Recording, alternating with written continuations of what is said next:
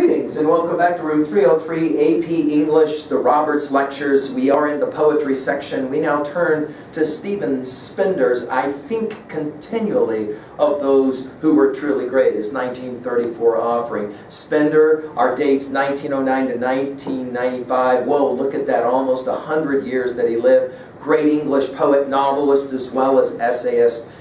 In many ways, he focused on themes of social injustice, class struggle. We'll immediately think about Marx in our World of Ideas lectures on Marx at learnstrong.net. He was Poet Laureate Consultant in Poetry to the U.S. Library of Congress in 1965.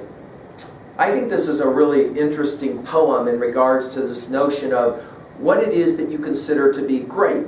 Let's just enjoy the poem. I think continually of those who were truly great.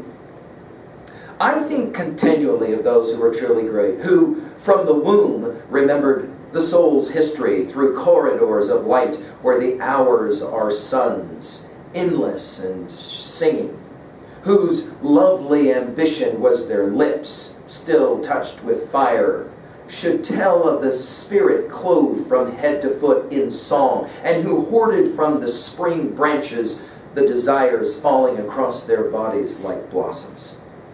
What is precious is never to forget the delight of the blood drawn from ageless springs, breaking through rocks in whirls before our earth. Never to deny its pleasure in the simple morning light, nor its grave evening demand for love. Never to allow gradually the traffic to smother with noise and fog the flowering of the spirit. Now, in a lecture that I gave on Milton's Paradise Lost, you can go and look at that lecture at learnstrong.net, I talked about what great writers and poets and artists do.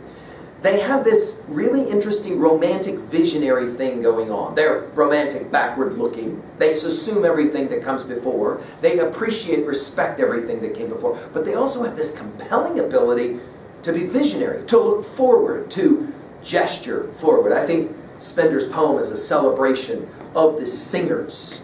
Well, you'll remember in Yeats's A Three Observation, in Yeats's Sailing to Byzantium, O sages, standing in God's holy fire, as in a gold mosaic of a wall, come from the holy fire, burn in a gyre, be the singing masters of my soul. I think Spender here is celebrating the singing masters. We think of Homer immediately. We think of the oral tradition of Beowulf, as we've spoken about it in other lectures. He says, I'm always thinking about the ones who were, notice, truly great. It's interesting that he says were and not are. This is to some degree, celebration of those greatest voices. Those are the voices that we celebrate because why? They gave us something. We don't always have to agree with them. As we say, we are the stories we tell, the stories we retell, the stories we accept, and of course the stories we reject. But this is central to our appreciation of what has sometimes been referred to as the Great Canon of literature. And many of us have played around with that language and said the Great Canon has shot us all to bits. Sometimes we have often thought, though, that the refusal to appreciate that Great Canon has also shot us all to bits. Here's Spender saying, you should respect the endless singing, right? The hours in the sun are suns, endless and singing. Well, I want to put here 3A, Pushkin's classic, The Prophet, is one of the great poems of room 303. And the idea that we have these monuments of an aging intellect back to Yeats's Sailing to Byzantium, right? What is precious is never to forget. We have said often that the only sin is to forget. Many literary texts will teach this one to us as well, right? Of course, ultimately, we have to never allow gradually the traffic to smother with noise and fog the flowering of the spirit, the celebration of those who were truly great. Of course, at 2A, a major message here, the past is important, right? We are the stories that we tell and retell. We're also, of course, the stories we accept or reject. And again, that notion that the only sin is to forget. One of the reasons that we read the great texts, the classics, is so that we can, of course, not forget the lives, the genius that was the great builder of those. We don't have to accept everything, as we have said many times in our lectures of Shakespeare, Privet, but we certainly got to learn to appreciate the genius of the word. At 2b, well, notice the symbolism of light and fire and singing, all important, right? And of course, so much of the Greek tradition is a part of this, the bardic tradition, we might say. Notice, word choice also matters. Why is it that those who were great, not are great, right? That is to say, a backward-looking bit of an idea here in this poem. At 3a, well, our list could go on and on, right? Who the truly great are. We can go everything from Plato to a discussion of Ayn Rand's Anthem in our reading of that. Pushkin's Prophet comes to mind. I've mentioned Yeats' Sailing to Byzantium and a host of other titles and texts. I mean, you can think about it.